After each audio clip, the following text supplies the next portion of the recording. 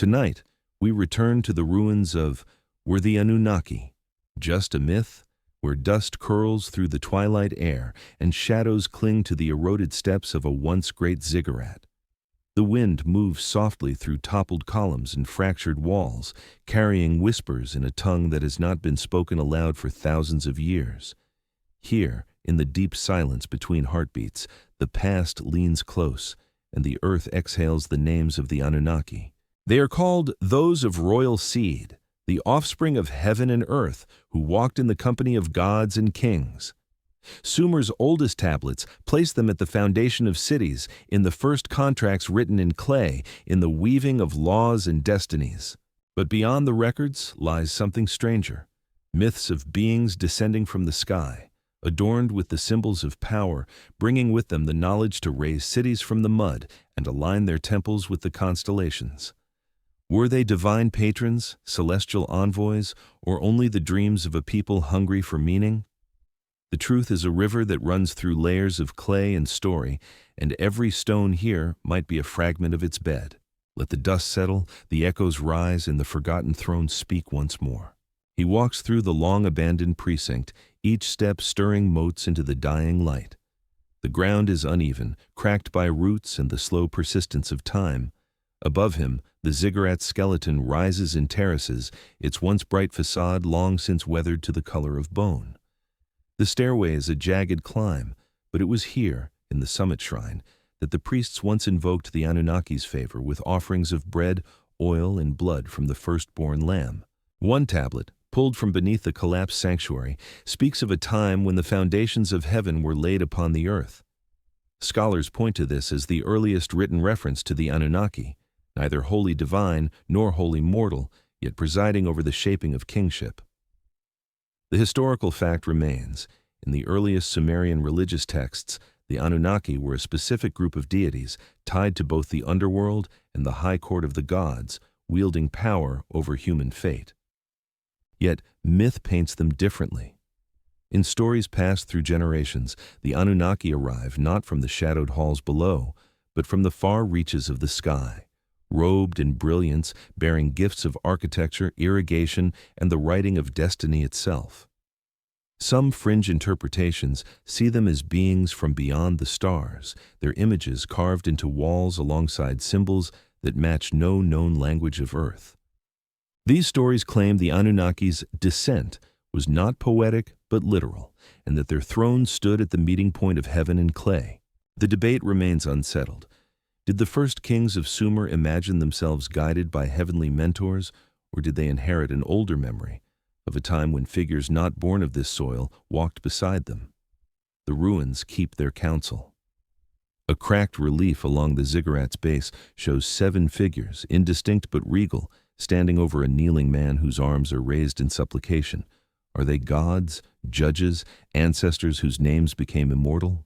The wind shifts, and the scent of baked earth rises. From the top of the stairs, the plain stretches endlessly, a sea of gold under the last light of the sun. Here, where the sky feels close enough to touch, it is easy to see how Sumer's first storytellers imagined the Anunnaki watching from above, their gaze stretching as far as the horizon itself. And yet, even as the shrine crumbles, their names still ripple through the stones. In the quiet, they are not gone. They are only waiting for the one who will ask the right question. He descends from the ziggurat into the heart of the ancient city, where walls lean like old men, and the air carries the scent of clay after rain. Here, in chambers carved from shadow and light, scribes once bent over fresh tablets, pressing reed into mud with a precision that would outlast their breath. This is where the Anunnaki first became more than whispered names, where they were bound into symbols, pressed into the earth itself. The flicker of an oil lamp would have danced across the walls, illuminating rows of wooden shelves stacked with drying clay. Each tablet held more than a record, it held a fragment of belief. On one, the word Anunnaki appears alongside lists of offerings, barley by the bushel, jars of oil, honey, and the finest cuts of lamb. The historical truth in these marks is clear. By the early dynastic period, the Anunnaki were a formal part of Sumer's divine hierarchy, invoked in temple rites and named in legal oaths. Yet the writing also carries a mythic weight. In one hymn, a scribe records that the Anunnaki stand in the chamber of the sky, their faces lit by the stars, their decree stronger than the river's flood. The words carry no hint of metaphor to those who sang them. To the Sumerian mind, the Anunnaki truly occupied a threshold between realms, messengers, and arbiters between gods and humankind. One fragmentary tablet, broken along its lower half, bears a strange diagram, a circle surrounded by 7 marks, each inscribed with a different sign. Scholars debate its meaning. Some see it as a calendar or a map of constellations tied to planting cycles. Others, drawn by the myth's pull, claim it represents the council of the Anunnaki as they appeared in the heavens before their descent. No two interpretations agree, and the missing pieces leave the question open like a wound in the text. There is a belief, found in later Babylonian echoes of the Sumerian tradition, that these beings taught humanity to measure not only the passing of days, but the great movements of the sky, teaching that the stars themselves could be read like clay tablets. The Anunnaki, in this telling, were keepers of the first celestial charts, marking the patterns of Venus, Jupiter, and the moon, and binding those patterns to the will of the gods. The scribe's chamber itself was a kind of shrine. In the stillness, a figure might imagine the scratching of the stylus as a sacred act, each mark a binding between worlds. Clay, drawn from the river's body, carried the memory of water. The reed, cut from the banks, carried the memory of wind, and the words impressed upon them carried the weight of the unseen. He pauses before an inscription on a wall slab, worn by centuries of hands. The surviving lines read, "They came from the place where the horizon meets the deep, their voices heavy with the breath of creation." Is this poetry, a memory, or a cipher meant only for those initiated in temple knowledge? Historians still argue, their voices an echo of the debates that may have once filled these same rooms. The mythic fringe offers another possibility, that the scribes were recording not imagined gods, but an inherited memory from a time before the first city rose from the floodplain. In this telling, the Anunnaki were teachers who bound heaven to earth with knowledge, geometry for walls, numbers for trade, and words for the heart's deepest fears. Whether these teachers were divine, mortal, or something stranger is a question that remains suspended in the dust motes drifting through the chamber. A cracked tablet lies in the corner, its script faint but unbroken. Their names are written in the stars and in the deep places of the earth. Their judgment reaches to the horizon. He lifts it, feeling its weight, a relic of earth, yet holding the shape of a sky no longer visible. And in that quiet room, with the smell of clay and the faint memory of ink in the air, the Anunnaki seem less like myth and more like presences that simply stepped into another room, leaving the door ajar. He follows the shadowed street toward the city's southern quarter, where the air grows cooler and the light dims. Here stands a place no market or feast ever claimed, the House of Descent. Its walls are built lower than the street, as if the very earth wanted to press them down. The entrance yawns like the open mouth of a tomb, its threshold worn smooth by countless feet. It is said that no one crossed it without a prayer, for this was the domain of the stories where Inanna, Queen of Heaven, surrendered her crown. The tale is etched in both the tablets and the people's breath. Inanna's great descent into the underworld, a journey to face her sister Ereshkigal. The Anunnaki appear here not as builders or kings, but as the 7 judges of the dead, immutable, unyielding, seated in the shadows beyond the 7th gate. Historical record places them in this role as early as the Descent of Inanna poem, where they fix their gaze upon the stripped queen and pass their silent, terrible judgment. A fragment of an ancient tablet found near this site bears their names in sequence, each followed by a mark scholars still debate. Some say it denotes their sphere of judgment, others that it records the order of their speech, though the text insists they did not speak. The mystery lingers. How can the voiceless decree? Perhaps their presence alone was a sentence. In the myth's heart, Inanna passes through 7 gates, surrendering at each her crown, her jewels, her robes, until she stands naked before the Anunnaki. They fix upon her the gaze of death, and she falls lifeless. For 3 days and nights the world above withers. Fields dry, lovers grow cold, songbirds fall silent. The historical fact within the myth is harder to untangle. Some scholars believe the story is an allegory for the harvest cycle, with Inanna's absence marking the dry season, the Anunnaki, as the immutable forces of time and decay. Yet, fringe belief offers another thread, that the descent is not symbolic death, but an account of a journey into a real and hidden realm, whether beneath the earth or in some other plane, and that the Anunnaki were gatekeepers to that place, their judgment a barrier only the chosen could survive. In this telling, the gaze of death is not mere metaphor, but the force of a knowledge too great for the unprepared. Inside the house of descent, the light falters entirely. Niches line the walls, some empty, some holding clay figurines with folded hands. At the far end stands a dais carved from black stone, its surface etched with faint spirals that catch what little light the doorway allows. He steps closer and sees them, 7 faint depressions arranged in a curve. Are they seats, marks left by offerings, or symbols of the 7 who judge? Historians disagree. Some insist they are purely decorative, others claim they mirror celestial groupings seen in the Sumerian night sky. The air here carries a strange weight, as if sound itself resists. He recalls a line from an older hymn. Before the Anunnaki, no boast is high, no plea is low. They measure the breath and close the book. The stone beneath his hand is cold, unyielding. Inanna's tale does not end here. Rescued through trickery, she returns to the living, but only by sending another in her place. The Anunnaki, unblinking, accept the bargain. Whether they are gods, cosmic magistrates, or the embodiment of law itself, their role in the underworld is the same, to maintain the balance between what breathes and what does not. As he leaves, stepping back into the pale daylight, the city feels subtly changed, as if every street is just another gate, and every wall hides eyes that measure and record. The house of descent recedes into shadow behind him, but the weight of those 7 silent figures follows, heavy as the dust in the folds of his robe. He comes to the field margin where canals braid the plain, and the sky lowers itself like a vast attentive roof. The wet breath of the earth rises from sluices and furrows. Water glints in a strict geometry the eye can follow to the horizon. Here the city's lifeline widens into feeder channels, and then into veins fine as threads, each guided by a gate of worked wood and a crescent of tamped clay.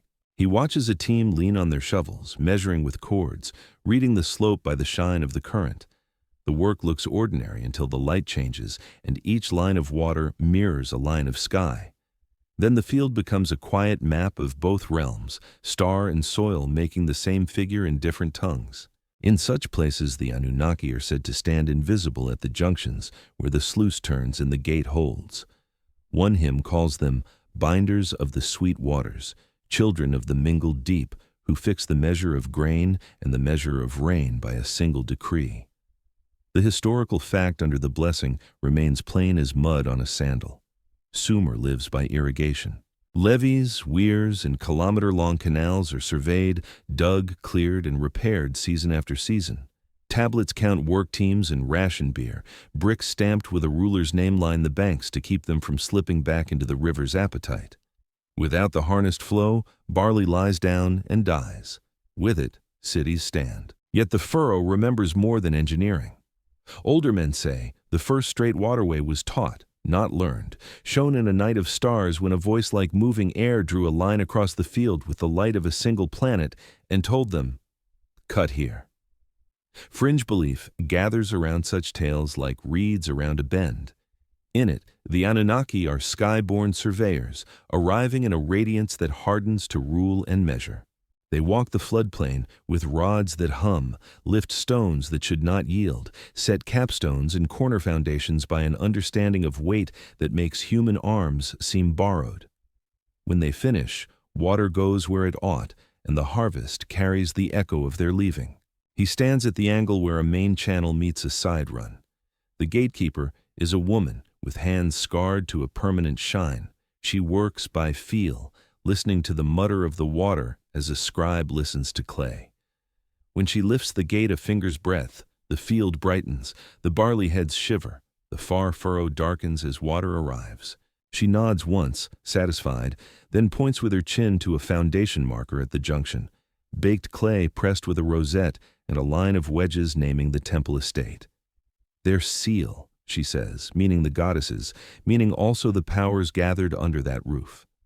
Temples here are not only houses of prayer, they are storage, bakery, brewery, archive, and office. The economic engine hums behind the sanctum rail, and the city's god, or the company of gods called the Anunnaki, own the hum. He follows the water back toward the precinct walls, where the terrace throws its shadow like a steady clock. On the lowest step, a row of foundation deposits lies revealed where wind has flayed away a skin of earth, small cones of clay, some glazed, their heads painted with coils and stars. A few bear the miniature figure of a kneeling supplicant presenting a basket, the image the bricks repeat all over the city, the strong one carrying clay, building for the god. The mystery within the open ground persists despite the clarity of the signs. Were these deposits offerings to underworld judges, Anunnaki as the seven beneath, so that the building's weight would sit approved? Or were they pledges to the upper council, Anunnaki as sky assembly, that the lines drawn in mud would match the lines pressed in heaven? Scholars cannot agree, and the dust makes no answer. By late light, he reaches the threshing yard. Barley lies in gold rings, and oxen pace in slow circles, hooves sounding a drumbeat too old to notice. A singer leans on a rake and gives the refrain that keeps the rhythm from fraying. The words bind praise to practice. They decreed the plow, they opened the furrow, they returned the sweet waters to the ditch. Scribes could mark the notion as liturgy, but the breath moving through the chorus makes each line a tool. The historical lists in the archives teach the same truth in drier words. Allotment rolls, corvée rosters, harvest accounts, numbers on numbers, and threaded through them, names of the Anunnaki, invoked as patrons at the start of works and thanked at their end, as if law and grain both required signatures.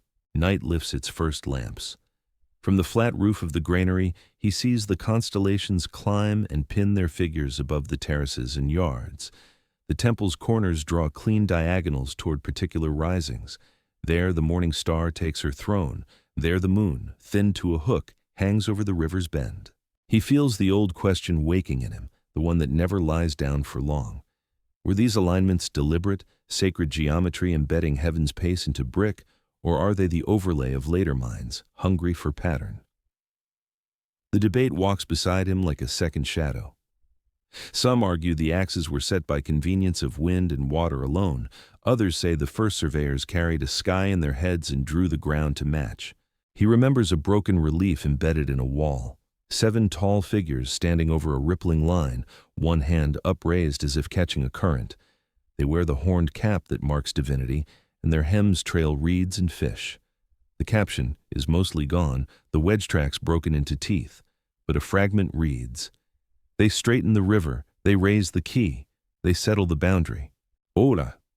If these are the Anunnaki, then they are earthbound, sleeves wet, hands on the stubborn element that makes or ruins a city. Yet in the same precinct, a seal from an older stratum shows 7 near the crescent of a planet, each raying outward like spokes from a silent hub. 2 visions, 1 name, between them a threshold. A wind from the east strokes the barley into a single breathing creature. Beyond the fields, the desert waits like sleep. He thinks of the house of dissent and its judges, of the council spoken of in hymns, of the gatekeeper who listens to water as if it were a word.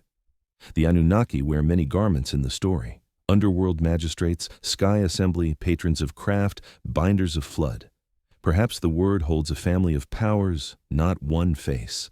Perhaps the oldest listeners needed no single picture. They needed a sentence that could be read in canal, in constellation, in law. The fringe tale, the digger's trade at night, returns to him unbidden, of a season when the river refused every hand, and 7 lights burned for 7 nights over the terrace, motionless as hammered nails. In the morning the bank stood with a new curve, every gate answered to a lighter touch, and a line of stamped bricks the color of fresh blood ran where no crew remembered laying them. No archive preserves it. The story has the smell of dust and lamp smoke, not ink. But standing at the turn where water meets water, he knows why such a telling persists. Between star and soil, meaning seeks a body. He leaves the threshing yard and passes the long wall where tablets dry on shelves under a veranda. A clerk brings one down still warm and reads the day. How many jars, which sluices opened, which fields fed, which not. Witnessed before the Anunnaki, the last line says, formula or faith.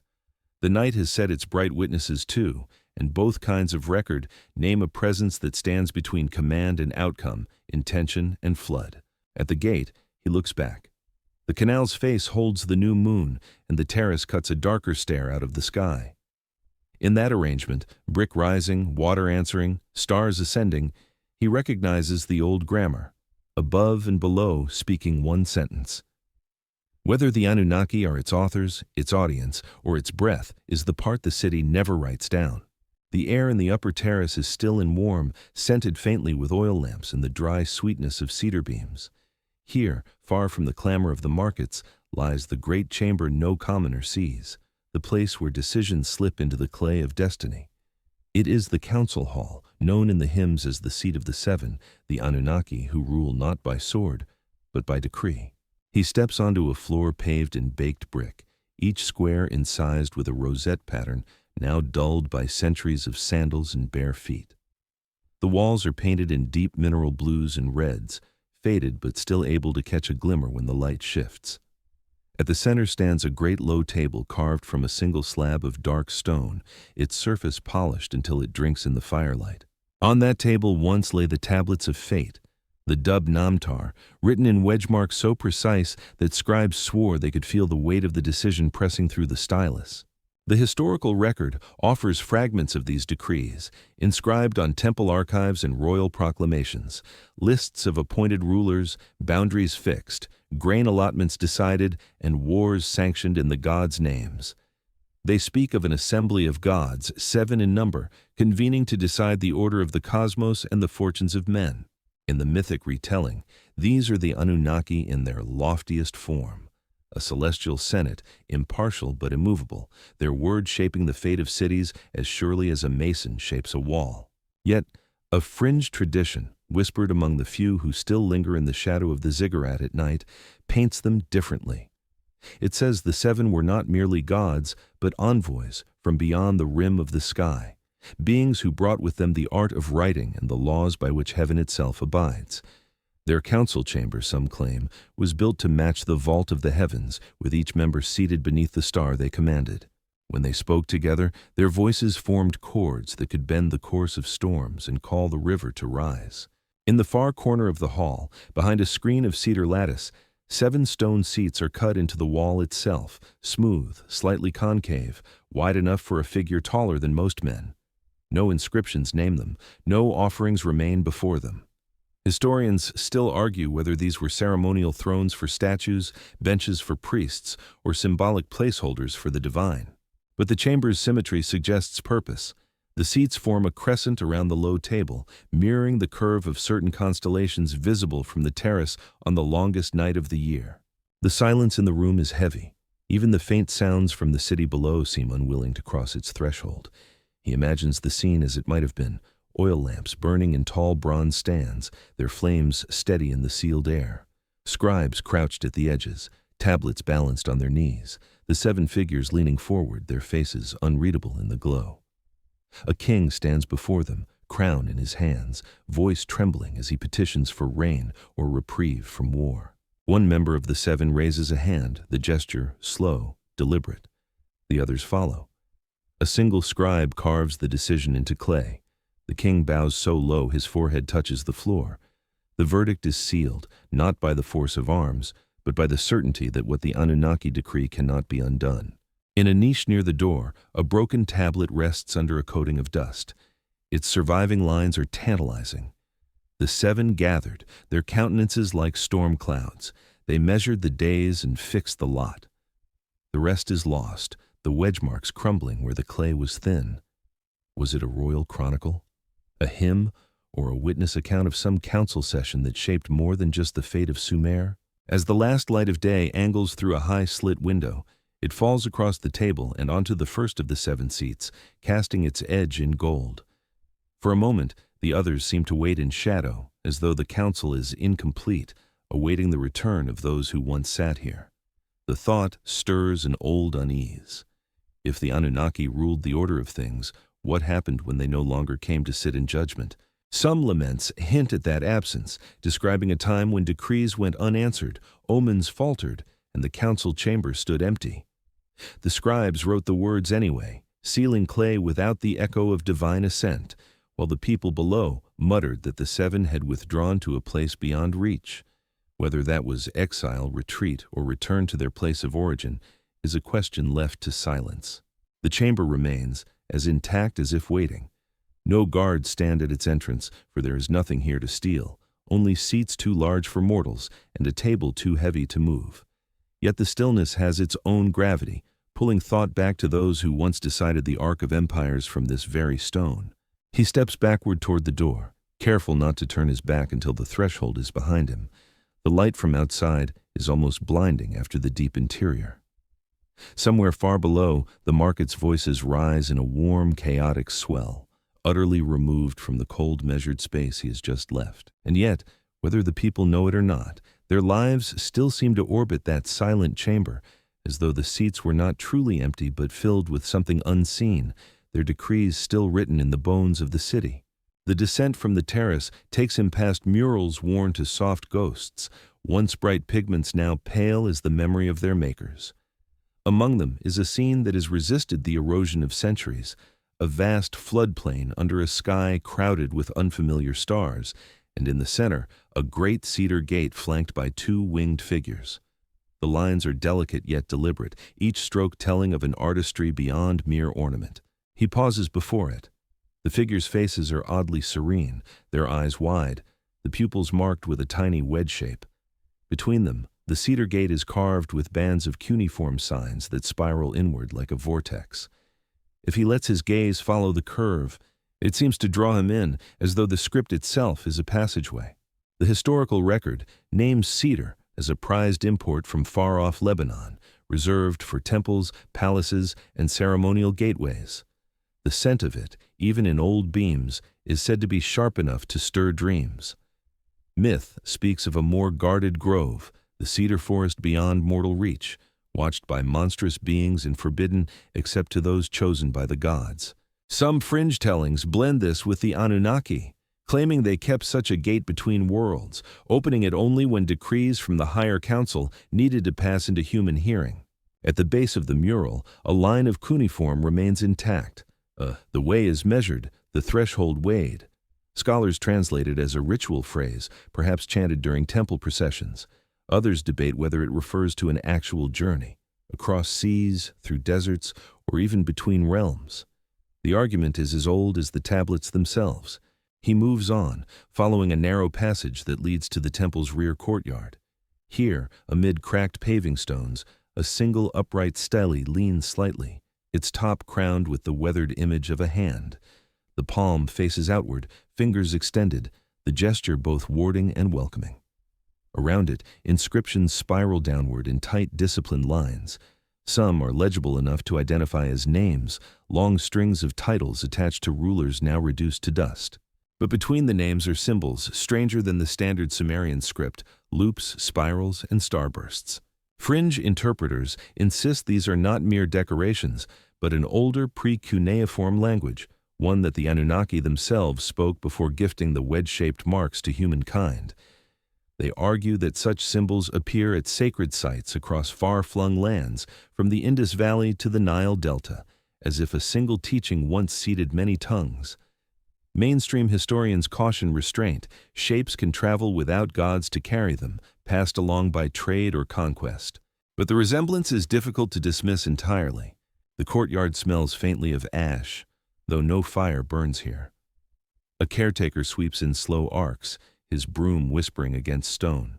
When asked, he says the scent comes from incense kept burning deep in the inner rooms, a mixture of resin and crushed juniper meant to invite the god's attention. He glances at the stele as he speaks, lowering his voice. That one remembers more than we do. Then he moves on, as though unwilling to linger near it for too long. The air grows heavier as the sun lowers. In the west, the horizon swells with copper light, throwing long shadows from every pillar and statue. He walks toward the temple's outer wall, where fragments of bas-relief lie half buried in drifts of sand. One shows a line of figures, human but not entirely, bearing baskets on their heads. Their proportions are subtly wrong, torsos longer, limbs leaner, the neck slightly elongated. Each wears the same horned headdress seen in depictions of the Anunnaki.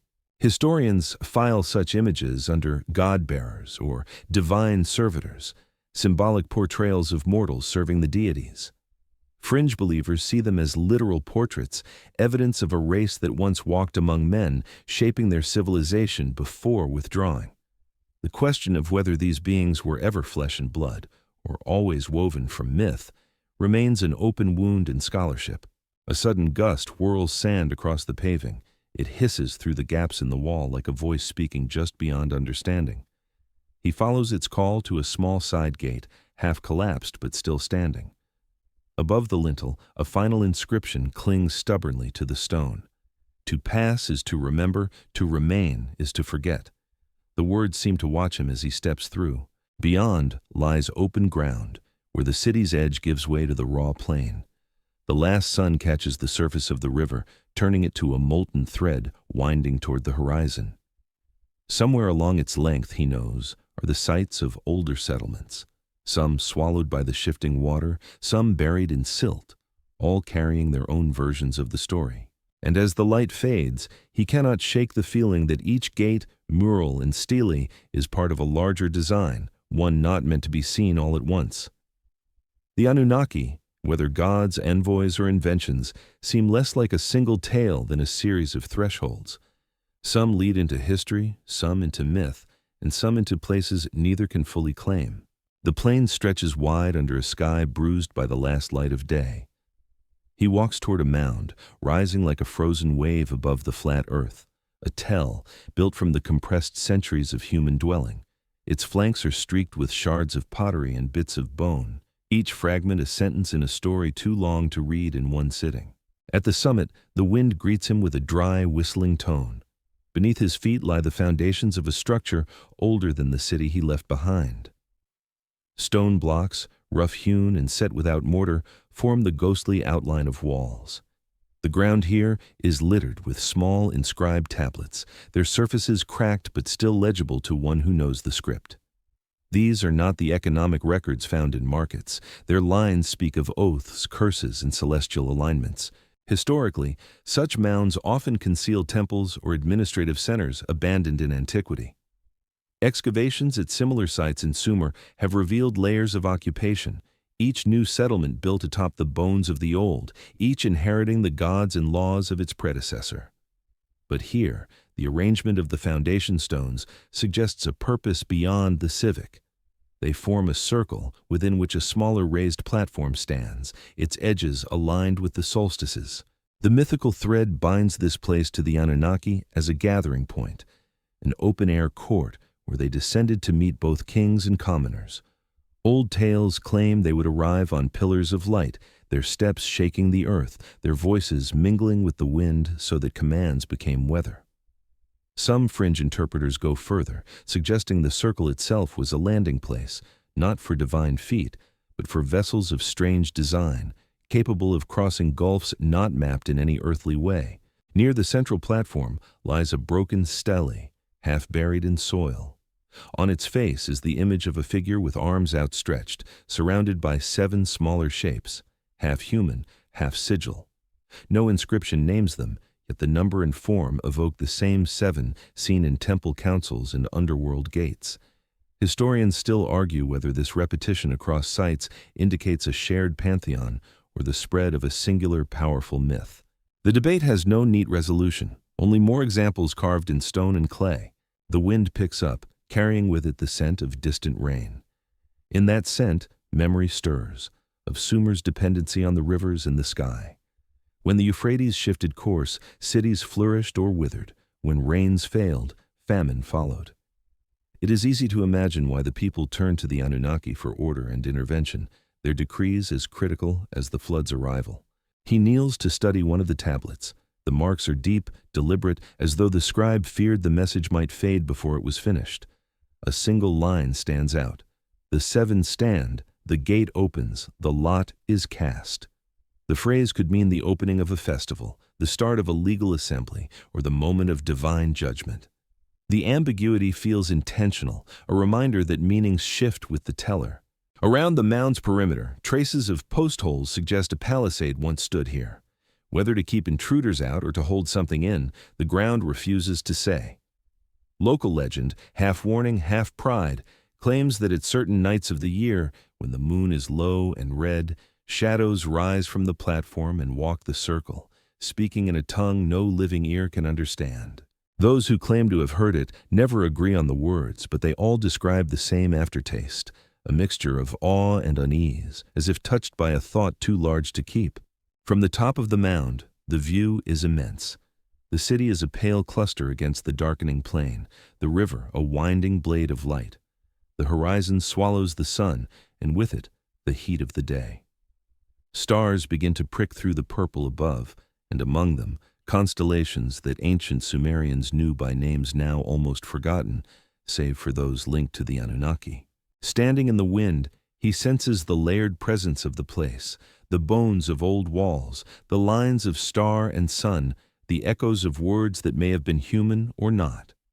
Whether this was once a meeting ground for gods, envoys, or only the imaginations of a people bound to the earth yet yearning upward, the circle remains, a shape drawn again and again across Sumer's memory. And somewhere in the rustle of wind through the shards and grass, there's the faintest impression of an audience, silent, attentive, waiting for the next decree to fall. Night deepens over the plain, and the wind turns colder. He follows the slope of the mound downward, toward the faint glimmer of water under the moon. The river here is narrower, its banks higher, as though shaped deliberately. Steps carved into the clay lead to a flat platform just above the current, their edges smoothed by centuries of bare feet. This was once a quay, a place where reed boats would moor with cargoes of grain, fish, and brick. But the platform's true purpose lies in its carvings, a series of panels running its length, each depicting a figure standing between two streams. In some panels, the streams are simple lines. In others, they curl and twist, forming shapes of fish, birds, and serpents. The central figure is always the same, tall, robed, wearing the horned headdress of the Anunnaki. Historically, water was the lifeblood of Sumer. Control of irrigation meant control of the land, and temples often oversaw the distribution of this gift. In myth, water was also a threshold between worlds, its depths hiding secrets and its floods sent by divine will. The Anunnaki were sometimes called Lords of the River Mouth, a title linking them to both life and destruction. Fringe interpretations take these carvings further. They see the twisting streams as more than symbolic, maps perhaps of underground channels or routes known only to those who walked between the waters. In these tellings, the Anunnaki are not merely stewards, but navigators of realms hidden below the surface, their craft able to follow veins of water into the deep earth. One panel draws his eye. The central figure holds a vessel tipped toward the water, from which flows not liquid, but a cascade of cuneiform signs. The marks descend like rain, vanish into the carved river, and reappear downstream as stylized plants and grain. Historians debate the meaning. Does it show the gift of writing, the blessing of agriculture, or the transformation of divine speech into life itself? The debate has never closed, because each answer feels incomplete without the others.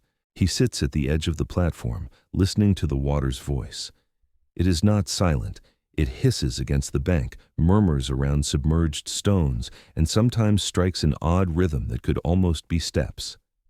A fisherman once told him that there are nights when the river runs without reflection, its surface black as obsidian, and anyone who drinks from it then will dream of a city not yet built. The fisherman claimed the Anunnaki drink from such a river before they pass judgment, seeing both the past and the future in its depths. The moonlight glances off the carvings, turning the cuneiform into silver scratches. He runs a hand along one groove, feeling the deliberate depth of the cut. Whoever made this wanted it to last. The platform's position, half on land, half in water, seems to speak of connection, a place where decrees could be given that bound both realms. Farther along, a set of low pillars rises from the riverbank, Their tops are worn, but one still bears the faint outline of a hand pressed into wet clay before it hardened into brick. Whether it was the hand of a mason, a priest, or something more, the impression is human-sized yet oddly elongated, the fingers longer than his own by half. Fringe believers seize on such anomalies, calling them traces of the gods themselves. Mainstream scholars note that proportions in art and construction can be stylized without implying non-human origin. The pillar does not care for the argument. It holds its secret in silence. The current shifts, sending a cool mist against his face. He closes his eyes and lets it settle, imagining the platform alive with figures. Priests chanting, scribes with tablets, merchants waiting for the blessing before they set sail. Above them, the robed figure of the Anunnaki, one hand raised, the other pouring symbols into the river. Somewhere beyond the bend, the sound of water deepens, as if the river itself steps into a wider hall. He knows the great canals run there, leading to other cities, other stories.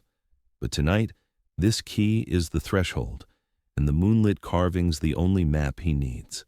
When he stands to leave, the water catches the edge of his reflection and stretches it, making him taller, stranger, the horns of the carved headdress almost fitting his brow. He steps back, and the image shatters into ripples. The current moves on, as it always has, carrying its secrets past those who pause to listen but cannot stay. He reaches a court of shattered pillars where the moon lingers like a second lamp, and there the walls still breathe with wings. Stone feathers rise and overlap in a discipline of lines. Pinions spread across the broken surface as if the figures might shake dust and step forward. Their faces are calm and severe, brows crowned by the horned headdress of power. Their hands present offerings or lift in blessing over a stylized tree. Between their shoulders, each feather is chiseled to catch light and shadow like water ripples frozen at command. He moves alongside them slowly, as one paces beside a living procession. On a lower frieze, the winged ones lean toward a human king. They are tall, half again his height in the carving, and yet their stance is not domination, but tutelage. One extends a hand, holding a cone like a seed. The other bears a small bucket patterned with chevrons. When the first touches the cone to the king's brow, the gesture seems both agricultural and sacramental, as though wisdom were a thing to be pollinated. The historical fact stands plain in the stone. Across Mesopotamia, reliefs and seals render such winged attendants, sages, genii, or apkallu, flanking the ruler and the sacred tree, bearing cone and bucket in a rite scholars read as purifying, blessing, or conferring knowledge. But the figures are not only in stone. In a chamber beyond the court, half fallen and silted with the city's centuries, a scatter of thin, hammered gold glints like trapped sunlight. Each leaf is cut to a feather's curve, pierced at one edge for stitching. He lifts one on a fingertip. It trembles, nearly weightless, a wing reduced to breath. In royal graves, the record says, artisans stitched such gold to garments, cloaks, headdresses, veils, so that when a body moved, it carried the whisper of a bird in flight. The body becomes a shrine to ascent, the garment a ceremony in motion.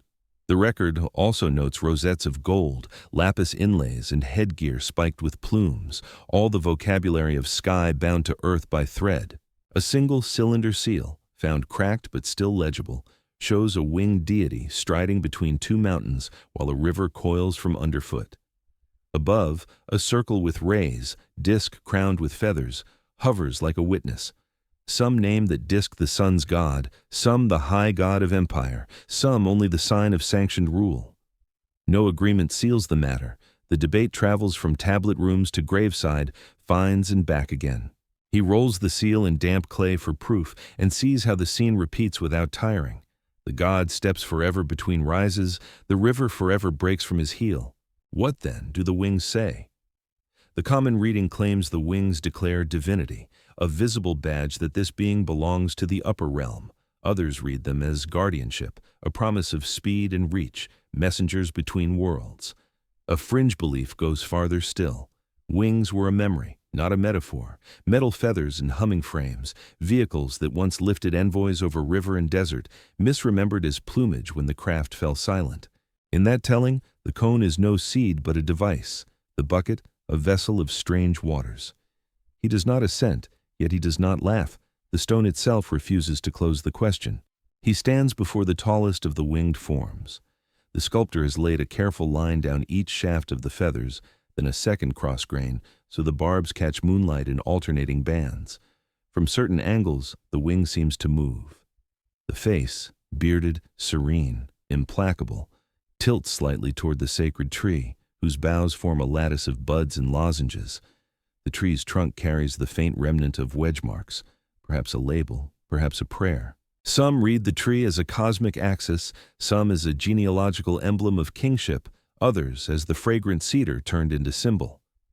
The winged attendants tend it, prune it, water it from their buckets. The scene becomes agriculture and cosmology intertwined. Behind the court, two colossal fragments rest where gates once rose, a lion's body with wings, a human head crowned with horns. One carved eye survives, drilled deep to hold a black stone pupil that is long gone. He knows the pattern, guardian creatures placed at thresholds to devour misfortune with their mere presence. The historical record across the two rivers loves such composites. Bulls with wings, lions with wings, men with wings. At doors, their stillness is a warning and a promise. Yet, even here, mystery persists. Are they gods, spirits, embodiments of the four quarters of earth? Are they the shadow of something older that could not be rendered purely human? The question keeps company with dust. He follows a line of dentils into a side chapel where a lintel still holds. Beneath it, on a smaller panel, a figure kneels before a floating ring with wings extended, less like a bird, more like a wheel unbound by earth. A small hand emerges from the ring's center, holding a rod and ring, the measures of law. The smallness disturbs him. Power pared down can be more precise. Scholars say the scene confers rule from heaven. Others see a sign that a god inhabits a symbol, a presence without body passing the tools that fix borders and calendar. Another, more daring reading insists that the ring is not metaphor, but device, a portal or engine the old words could not name. He leaves the chapel with that ring abiding in his mind like a bell that will not stop sounding.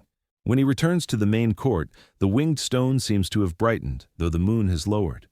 He notices then something he missed. Not all the feathers are full. Some are incised only in outline. Some show the first guiding cuts. Then, stop. A mason died. A work paused at omen or a message. The wing is never finished because ascent is never done. He places his palm near the uncut stone and feels the night's retained heat. It is enough to imagine a hand there before his, pulling the next line, breathing evenly, carving flight into rock. From the far end of the court, a narrow stair leads to a platform open to the sky. He climbs. The wind meets him with a colder face. The city lies below as a low constellation. The river is a dark thread stitched loosely to the land. Above, an older constellation rules. 7 hard lights crowded around a path of whitened dust. He has seen their positions notched on tablets and marked against the temple's corners. Here the wings and stars share the same cold grammar: extension, symmetry, balance. Perhaps that is the whole answer. Wings were not a zoology but a sentence. The beings who wore them in stone were written as creatures of crossing, above to below, decree to grain, storm to plow. Yet the open debate remains, unsatisfied. Why do the winged appear so insistently beside kings? Why do they handle measures, cones, cords, and buckets, tools of survey, seed, and ritual, if their work were only in the clouds? Why is gold cut into feathers and sewn to mortal garments, if no one expected the human body to learn the shape of ascent? He cannot file the questions and be done. They trouble the edges of certainty like wind at torchlight. He descends, passing once more the hammered gold leaves. He sets one back on the floor carefully, as if returning a feather to a living thing. The stone wings do not move, and yet the air of the court seems altered, as though a draught has found its course and learned a way through cracks. In the distance, before the river gathers the dawn, a single heron lifts and beats toward the reeds. The sound is small, the form precise. A long body, 2 strokes, a glide. The stone remembers the motion, the gold keeps the color of morning. The mind receives what neither can keep. Whether guardians, gods, or veiled memory of something else, the winged ones endure. In stone, they wait at doors. In gold, they touch the skin. In the night, they suggest that rule, rightly held, is the art of crossing without breaking the thing crossed. He leaves the court with that lesson folded behind the ribs like another, quieter set of feathers. The air grows heavier as he moves deeper into the ruin. The walls lean in here, close enough that his fingertips brush both sides, and the light from the sky narrows to a pale ribbon above. At the corridor's end, the passage opens suddenly into a high, echoing chamber. The walls are scored with deep-cut lines that spiral and weave, not in the tidy rectangular order of common cuneiform, but in patterns that seem to pulse with movement even in still stone. In the center of the floor stands a basin, wide and shallow, carved from a single slab of black diorite. It gleams even in the dimness, its surface smooth as still water. Encircling the basin's rim is an unbroken band of script, real cuneiform this time, pressed and chiseled with the care reserved for sacred inscriptions. The words are Old Sumerian, naming the gods, recounting the deeds of the high Anunnaki, and calling down blessings.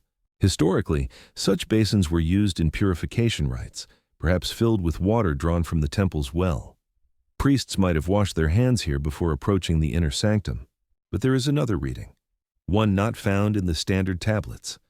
Some fringe scholars speak of mirrors for the gods, surfaces polished to a depth that reflected not only the viewer's face, but visions beyond the mortal realm. In their telling, the basin was not for washing, but for seeing, a device in which the Anunnaki themselves could manifest, their forms rippling into view through the water's skin. He circles the basin, his footsteps echoing. Every few paces, a carving breaks the plain stone wall, tall figures with their hands poised over tablets. In each carving, the tablet is blank. No signs, no wedges, just a smooth surface tilted toward the viewer. Historians still argue whether the blankness was intentional, a way of showing the divine knowledge that cannot be written, or the result of unfinished work. Yet the effect is unsettling, as though the message has been erased, leaving only the pose of revelation. A thin crack runs along the chamber's western wall. He presses his palm to it and feels a breath of cooler air, carrying the faintest scent of bitumen and river mud. It reminds him of the covered canals that ran beneath certain temples, engineered to bring water and perhaps sound into ritual spaces. Some researchers believe the hum of water was a deliberate design choice, a constant background whisper to make the worshipper feel the presence of the gods. Others wonder if those channels carried more than water, coded sounds, vibrations, even words spoken at a distance. Above the basin, set high on the wall, is a disc carved in shallow relief. Rays extend from its circumference, but they are uneven, some straight, others curling into spirals, and a few that taper into cuneiform signs instead of light. The combination is strange, neither purely symbolic nor purely textual. He stares until his eyes blur, and the lines seem to twist into new shapes. The ancients often hid multiple readings in a single carving. Perhaps this one, too, offers more than one truth to those who can see. In the corner of the chamber lies a fragment of fired clay. It is half of a small tablet, the break running through its lines of text. What survives describes an offering to those who crossed the horizon in days before the cities were laid, and then, abruptly, ends. The phrase is tantalizing. Mainstream scholars might read "cross the horizon" as poetic imagery for the rising sun or the gods dwelling in the east. Fringe interpreters take it literally, imagining vessels or beings that came from beyond the visible curve of the earth. The missing half of the tablet has never been found. The chamber's floor is marked with faint concentric circles, carved shallow into the stone. Their center aligns exactly with the basin. The circles are not perfect, each is offset slightly, as if marking the paths of moving bodies, celestial or otherwise. In Mesopotamian astronomy, paths of the planets and stars were sometimes mapped this way, embedded into the design of sacred architecture. The thought makes him glance upward, as though the roof might open to the night. Near the northern wall, a narrow ledge holds small objects fused to the stone by time. Beads of lapis, corroded copper spirals, shards of alabaster carved into curved slivers. They could be remnants of necklaces, ear ornaments, or something stranger, pieces of tools whose function is long forgotten. One copper spiral is wound so tightly that even after centuries it holds its shape without a flaw. The Sumerians were skilled metalworkers, but this spiral is finer than most. its curve precise enough to suggest a deliberate mechanism.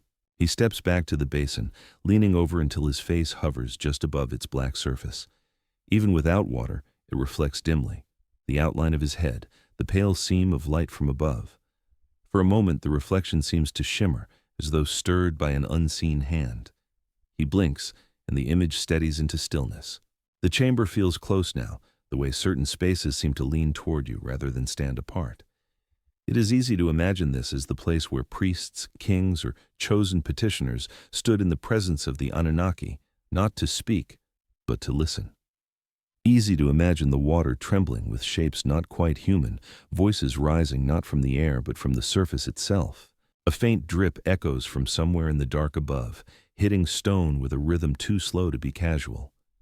He waits for the next one, and in the pause, hears his own breath deepen. Somewhere, centuries away, the last hands to touch this basin might have lifted water in their palms, murmured a formula, and watched as the liquid carried both the sound and the intention into silence. When he turns to leave, the band of script around the basin catches the last slant of light. The wedges gleam briefly, like a language made of stars. He does not try to read them now. Some words are meant to be left until the moment they find you. The next passage slopes downward, and with each step the temperature falls, as if the stone itself has been drinking the cool from some hidden cistern. His breath leaves a faint ghost in the air. The sound of his steps changes too, less hollow now, more solid, like walking over the spine of something buried. The corridor bends, then opens into a chamber without walls, only columns. 12 of them, evenly spaced, rise into the dark, their surfaces carved with lines so fine they feel like skin beneath the fingertips. Each column bears a vertical register of figures. They are not the broad-shouldered kings or winged sages of the upper courts, but narrower forms, cloaked and hooded, their faces obscured except for a pair of almond-shaped eyes. In their hands they carry rods, slender, tapering, each tipped with a shape like a star or blossom. On some columns, the rods point upward toward a disk, on others, downward toward the earth. The pattern is deliberate, alternating heaven and ground, as though the two were being stitched together by light. Historically, Sumerian temple columns often served as votive markers or narrative surfaces, recounting the deeds of rulers or the gifts of patrons. But here, there are no names, no obvious sequences, only repetition, symmetry, and the sense of a ritual frozen mid-act. The absence of written labels has long puzzled archaeologists. Some think the imagery alone was meant to speak, bypassing the need for cuneiform entirely. Others suspect the columns once bore inlays of precious material, lapis, gold, ivory, that were later stripped away, taking their messages with them. He moves between the columns, noting that the floor beneath them is etched with lines radiating outward, intersecting to form a great wheel. At its hub, inlaid with shell fragments, is a rosette of 8 petals. The 8-point motif is common in Mesopotamian art, often linked to the goddess Inanna or the planet Venus. It could mark this place as sacred to her mysteries. Yet, there is a fringe interpretation that calls this an ancient map of alignments, not just celestial, but terrestrial, marking the flow of rivers, the rise of hills, the precise angles of cities built in a web of unseen geometry. Above him, the ceiling vanishes into a shaft of darkness. He can just make out the circular mouth high above, perhaps where light or smoke once entered. It is perfectly centered over the rosette, as if designed to let a beam of the sun or moon strike the hub at a specific hour. Historians still argue whether such alignments were ceremonial or practical. Did they track solstices and equinoxes for planting and taxation, or were they stages in some reenactment of divine descent? Between 2 of the columns lies a low stone bench, its surface worn smooth in the shape of repeated kneeling. Here, perhaps, worshippers waited their turn, or initiates received instruction before approaching the center. Scratched faintly into the bench's edge is a spiral, too crude to match the formal carvings, yet still deliberate. Spirals in Sumerian art are rare, but where they appear, they often suggest water, wind, or cycles without end. One can imagine a novice tracing the curve with a fingertip, trying to understand its meaning before stepping forward. He pauses before a column where the hooded figure holds not a rod but a tablet. Unlike the smooth blanks in the upper chamber, this tablet is filled, but not with familiar signs. The shapes are sharper, more angular, lacking the wedge's distinctive impression. Some believe these are stylized stars or constellations, others that they are a pre-cuneiform script, a remnant of an even older system whose name is lost. Fringe theorists whisper that this is the language of the Anunnaki, taught only to a chosen priesthood, kept off public record for fear or reverence. The quiet here is different. In other chambers, silence feels like absence. Here it feels full, as if the air itself listens. He can almost hear a layered murmur, low, patient, like voices speaking just beyond comprehension. Perhaps it is only the wind curling down the shaft, or perhaps it is what the ancients wanted visitors to believe, that the gods themselves speak from above, their words sliding down stone to reach the ear. A small alcove behind one column reveals a niche barely large enough for a standing figure. On the back wall, someone has carved a simple outline of a human form with arms outstretched. At its heart, a hollow cavity the size of a fist has been drilled deep. The cavity is empty now, but traces of gold leaf cling to its inner walls. Whatever once filled it, idol, relic, fragment of bone, would have stood precisely at the level of the chest where a heart might be. The notion lingers that this was more than decoration. In ritual, perhaps the object placed there was thought to breathe the divine into the chamber, radiating power to the columns, the floor, the very wheel beneath. Without it, the chamber feels dormant, like a great instrument missing its central string. As he stands in the center on the rosette, he realizes the alignment. From here, every hooded figure faces him directly, rods pointed either up or down, alternating in a perfect circuit. He is at the point where heaven and earth meet, stitched together by stone hands. He closes his eyes, listening for the murmur. It seems closer now, like the hush before an answer. Perhaps the Anunnaki were never meant to be sought in the sky or the soil alone, but in the crossing, where human feet stand on stone and human eyes tilt toward the stars. The shaft above breathes out a faint draft. He opens his eyes, looks upward, and for a heartbeat, a circle of light rests perfectly on the rosette at his feet. Then it fades, leaving only the cool geometry of the chamber and the quiet of stone that waits for the next beam. The air changes again, warmer, heavier, as he follows a corridor sloping upward. The walls here are rougher, less deliberate, as though they were cut in haste or widened over centuries by hands not as skilled as those of the temple builders. Dust filters in through cracks above, carrying with it the scent of baked earth. At the end of the passage, he steps into a vast hall whose roof has partially collapsed, letting sunlight fall in broken shards across the floor. In the angled beams of light, the dust swirls like smoke. The walls are lined with reliefs that tell a story in sequence, but the sequence is broken, sections shattered, blocks shifted, entire panels missing. What remains shows the slow unraveling of a city. Once prosperous streets empty of people, great gates locked from the inside, priests kneeling not in worship but in lamentation, their faces turned toward a blank sky. Historically, the lamentation texts of Sumer describe such scenes vividly. When the gods withdrew from their cities, they left famine, drought, and war behind. The Anunnaki, so often invoked as bringers of order and life, could just as easily take their blessings away. One well-known lament speaks of the gods of the land abandoning their shrines, their statues carried away or hidden, their temples dark. Cities were left to the howling winds and the slow advance of sand. In the reliefs here, the Anunnaki themselves are shown leaving. Winged and robed, they step into arcs of light that rise like columns into the sky. Some carry vessels or scrolls, others hold their hands up, palm out, as if bidding farewell or warning. Between them and the kneeling mortals yawns an empty space no artist has filled. Historians still argue whether this gap represents a literal departure, a symbolic one, or something else entirely. Near the center of the hall stands a single stone dais, bare except for a circular depression in its top. Whatever once rested there is gone. Around its base, in deeply cut cuneiform, runs a phrase that repeats every few feet. The throne has no master. The line appears in several Sumerian laments, often at the close when all hope has been spent. But there is another reading, whispered among the more esoteric circles, that the throne's emptiness was not a defeat, but a pause. that the Anunnaki withdrew not out of anger, but because their work was done, or because they awaited a sign from elsewhere. This idea fits poorly into the politics of ancient kingship, where divine absence meant weakness, but it lingers in the margins of translations nonetheless. He walks the perimeter of the hall, tracing the missing sections in his mind. Here, a block has fallen inward, revealing a cavity behind the relief. Inside, he finds the remnants of a clay jar, its mouth sealed with hardened bitumen. It is broken now, its contents gone save for a crust of dark residue.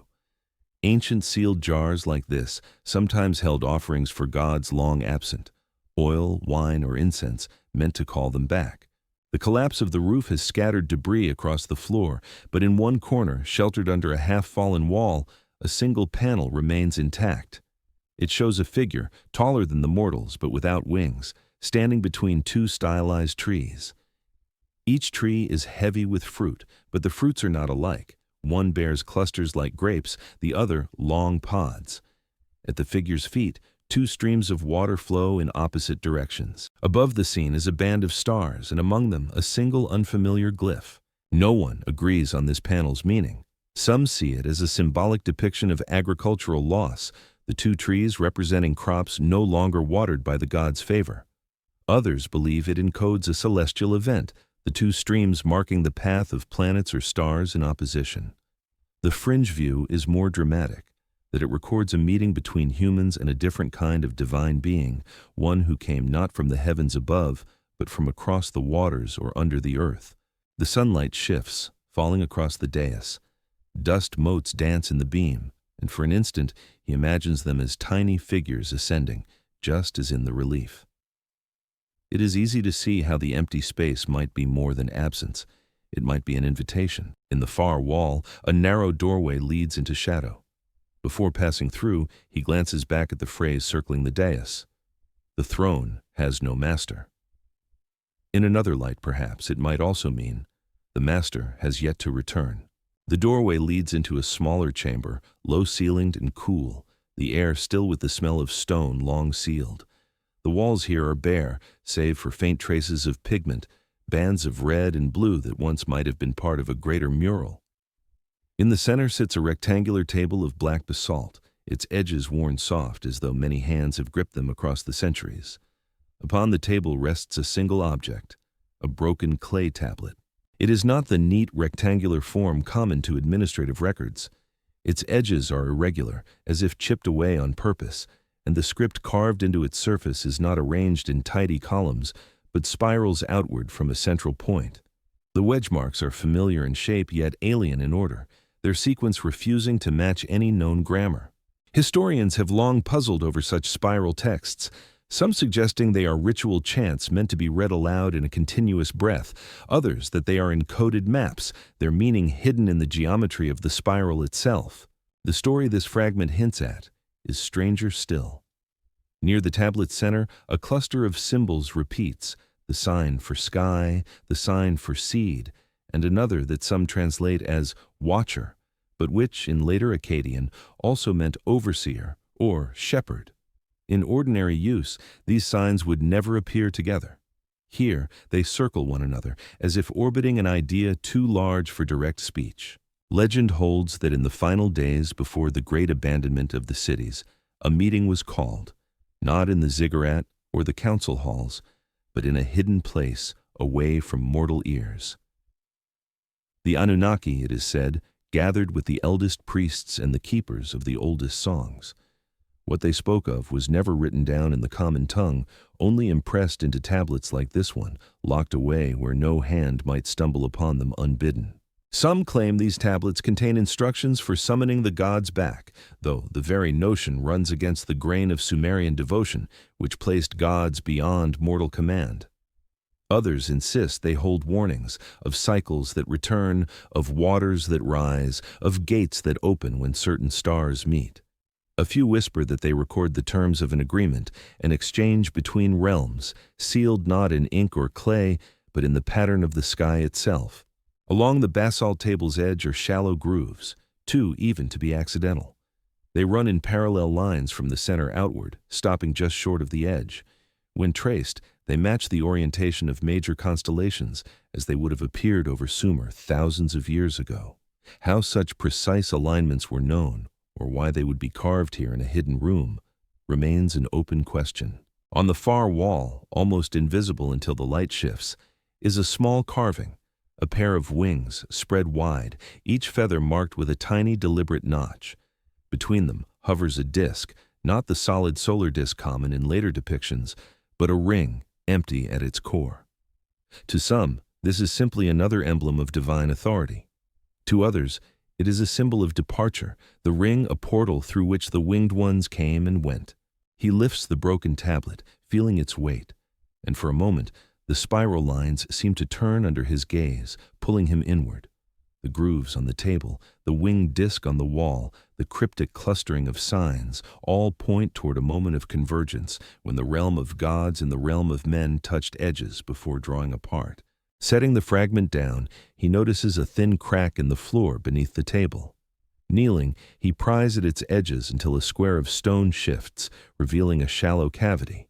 Inside lies a lump of hardened resin, its surface embedded with tiny fragments of shell and lapis. Such offerings were often burned in ritual fires, the scent meant to guide divine attention. If it was left here unburned, perhaps it was meant for a future rite, a day when the gods' return was not just hoped for, but expected. The silence in the room is dense, pressing against the ears. Somewhere above, a faint rumble echoes, perhaps the settling of ancient stone, perhaps only the breath of wind moving through hidden vents. But in the hush, it is easy to imagine it as the sound of distant wings, the low approach of something vast and unseen. He closes the stone slab over the cavity and steps back into the doorway, casting one last look at the spiral script. It seems almost alive in the dim light, curling toward its own center, as if guarding the heart of a truth too dangerous or too sacred to speak plainly. He climbs back toward the open air with the broken tablet spiral still turning in his mind. And when he steps beneath the sky, the evening has cooled into a tempered blue. The city's bones lie quiet. The river wears the moon like a thin blade. He stands where three paths cross, one toward the ziggurat, one along the canal, one into the empty quarter, and understands that the question waiting for him sits exactly here, at a crossroads with no signpost, myth, memory, or meeting. He begins with the plainest stones. The oldest lists call the Anunnaki gods, no more, no less. In temple hymns and laments, they serve as judges below and counsel above. They affix lots, portion destinies, affirm kingship, receive offerings. This is a truth hammered into clay again and again, the historical fact that resists all storms. Sumerian religion names them divine. Cylinder seals show them with horned crowns, the badge of godhood, and texts place them in assemblies whose decrees flow into law, calendar, and ritual. There is nothing in those sober lines about machines, nothing about other worlds. The clay insists on the language of cult and city, yet the carvings complicate the clay. Winged figures stand beside trees that are not trees, holding cones that are not cones, buckets that seem to pour not water but order. On river platforms, words flow like bright rain into stylized currents, and downstream the plants rise as if taught to do so. In shadowed rooms, basins mirror more than faces. In columned halls, rods stitch heaven to earth. What, then, is this grammar whose letters are stone, water, and light? Memory answers. Images compression sealed across centuries, preserving a way of seeing the world in which every task, measuring a field, counting grain, naming a king, must rhyme with something in the sky. Myth makes that memory breathe. The Anunnaki become the breath between rhyme and rule, the presence that ensures the pattern holds. He walks the canal's edge, where mud remembers sandals, and reeds keep the wind's gossip. A school tablet lies half-buried, its corner showing a neat proverb, "The scribe's stylus builds what hands alone cannot." Perhaps that is the heart of it. What the hand does, the stylus frames, and then the mind must decide which frame to call true. For some, the Anunnaki are a literary frame, god names gathered into a chorus so that power wears a voice. For others, the frame preserves a meeting too bright to name directly, a contact at dawn, in a field where a measure, a number, a shape fell into human thought like rain. He remembers the spiral text, sky, seed, watcher, an orbit of meanings that refuses to settle. Fringe tellings take their courage from such knots. They say the seven were not merely high gods, but envoys whose descent was literal. They gift the cones and buckets with functions, the rings with engines, the wings with hardware. They read the cedar gate as a threshold between worlds navigated by craft, the blank tablets as screens awaiting light. It is a daring graft of modern longing onto old roots, and its fruit is sweet to some palates. Others taste only projection. The archaeologist's trowel is patient. It separates excitement from earth one layer at a time. He pauses at a low wall where sun and grit have sanded a relief nearly flat. What remains is a hint of a wheel with wings, a small hand emerging, a rod and ring extended. Scholars know this right, rule conferred from above, a king's legitimacy braided to cosmic measure. The debate here is less about visitors than about metaphor. Does the scene describe an inner certitude, law descending into conscience, or is it public theater, a city persuading itself that its bread and blood serve a pattern wider than hunger? Even among the careful, argument is a faithful companion.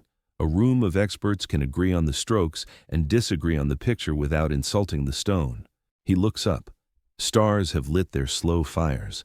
Alignments haunt the buildings, corner to risings, thresholds to lunar standstills, shafts to rosette hubs. Critics call some of these lines accidents of rubble and desire. Proponents draw maps and show how the axes repeat. The open debate is not an annoyance but a sign of life. Knowledge moves by question. Reverence does too. If the temple set its shoulder to the sky, perhaps it was not to beckon visitors from elsewhere, but to braid human time to the night's quiet gears. Or perhaps, and he lets the word stand, the builders knew a way of looking that did not separate the two, so meeting meant pattern recognized, not bodies introduced. He reaches the plaza where markets once combed their chatter into a single roar. In the dust sits a fragment of the king list, names marching in stubborn wedges, reigns stretched beyond plausible breath. Kingship descended from heaven. It is both theology and memory, the city's way of explaining why men rise above men. Some read the line as a sacred metaphor. Law arrives first, and men wear it briefly like a cloak. Some read it as a political machine's hum, legitimacy cast backward into myth to stabilize taxes and borders. And some give the verb its ordinary weight, something really descended, law as voice, voice as figure, and men stood straighter in its shadow. He thinks of departure. Laments carve the leaving into sound, gods quit their courts, bread spoils on sacred plates, the throne has no master. If the Anunnaki are myth alone, then the lines are a city admitting that weather, war, and silt obey no parish. If they are memory, the laments mark a shift of pattern, canals choked, trade veered, the old alignments no longer fed the fields. If they are meeting, the laments are minutes of a closed door. Whoever came is gone, and the language to name the loss is ritual, because that is the language at hand. There is pain in each reading, and dignity too. On a roofline snapped off clean, he sits and listens to the soft labor of the dark. Bats stitch the air, far reeds whisper. Somewhere, unseen, a jar cools, contracting with a sound like a slow heartbeat. He counts what he knows, and finds the pile small and steady. The tablets record the Anunnaki as gods. The art renders winged attendants and judge assemblies. The cities grew by water and writing. Alignments exist. Departures scar texts with grief. He counts what he knows, he wonders, and finds the pile larger but not lawless. Why 7 so insistently? Why the blank tablets? Why the ring with a hand? Why the spiral scripts that refuse the ladder of lines and choose a well instead? He rises, dusts his palms, and follows the path toward the terrace one last time. The bitumen step still keeps a hint of warmth. The air at this height tastes of old cedar and night. He imagines a council chamber with 7 empty seats, a dark table that once drank lamplight, a basin that mirrors more than stone. He imagines, too, a field gate whose keeper hears water better than most men hear words, and a scribe whose stylus builds what hands alone cannot. Between them sits a throne with no master, or with one that the city no longer knows how to greet. Myth memory or meeting? He understands now that the choices are not enemies. A myth is how a memory finds a mouth. A meeting is how a myth finds a body. A memory is what a meeting leaves behind when bodies go. The Anunnaki, by whatever name they first entered the breath of Sumer, have traveled all three roads at once. That is why the question refuses to end. He reaches the top step and faces the plain. The river has turned to Mercury. The stars have tilted 1 degree toward tomorrow. In the distance, a jackal calls, and the note carries like a reed flute played from behind a curtain. He does not expect the sky to open. He does not expect stone to speak. He only expects the oldest habit of the human heart, to ask and, in asking, to make a little room where an answer might stand. Somewhere below, the phrase circles a bare dais. The throne has no master. He answers it with the smallest bow, not of surrender but of recognition, and feels the city shift, a breath taken, not released.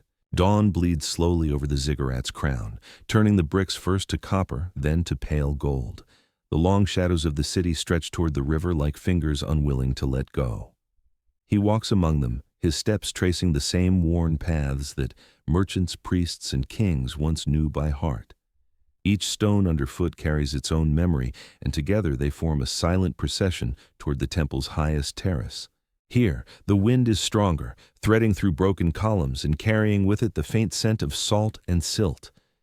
In this hour, the world feels balanced. Night's quiet still lingers, yet day's noise waits just beyond the horizon. He closes his eyes and listens. Somewhere deep in that layered silence, he imagines the cadence of voices speaking a language older than the city's walls, older perhaps than the river's bend itself. Historically, the Anunnaki's names endure on thousands of clay tablets, scribal exercises, temple hymns, legal decrees, all anchoring them in the framework of Sumer's gods. This is the fact no debate erases. They were woven into law, ritual, and identity as firmly as the bricks in the ziggurat's base. And yet, within the same clay, there are moments where those names seem to stretch, hinting at roles beyond simple divinity. Judges over fates, mediators between realms, or guardians of knowledge too potent for everyday use. The myths fold around them like layered veils. Some place them in the underworld's dark courts. Others set them in the starry heights, watching the fates of men like farmers watch the rise of their crops. The fringe voices lean closer, insisting the Anunnaki were more than mythic archetypes, that they were tangible beings whose presence left an imprint not just in belief, but in architecture, agriculture, and the very alignment of the cities. Historians still argue whether these alignments are deliberate cosmic markers or the coincidental drift of a civilization building in harmony with its environment. From up here, the debate feels almost irrelevant.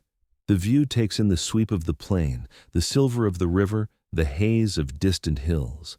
Time flattens into a single breath. Whether gods, memories, or distant visitors, the Anunnaki's legacy lives here. In the bricks that still catch sunrise, in the measured lines of the city, in the unbroken habit of asking questions into the wind. He lets the moment lengthen, letting the quiet wrap around his thoughts.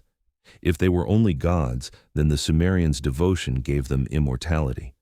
If they were once real and walked these streets, then their departure left a mark deep enough to shape myth for millennia.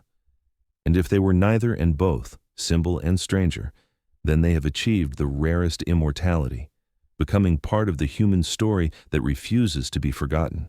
The sky lightens further, revealing the faint trace of constellations fading into morning. He imagines the seven watching from their thrones, wherever those thrones might be, silent, patient, and perhaps amused at how their names still stir debate long after the last true Sumerian voice faded. Now the wind changes, cooler, as if drawing the night fully away. His hands rest on the worn parapet. Beneath him, the city's shadows shrink. The day will come, the heat will rise, and the ruins will stand exactly as they have for thousands of years. Yet, within them, the question will always hum. It is here, at the edge of day, that the telling softens. The urgency ebbs, leaving only the slow rhythm of breath and stone. You feel the centuries settling back into place, the dust lowering into the cracks, the air resuming its patient watch.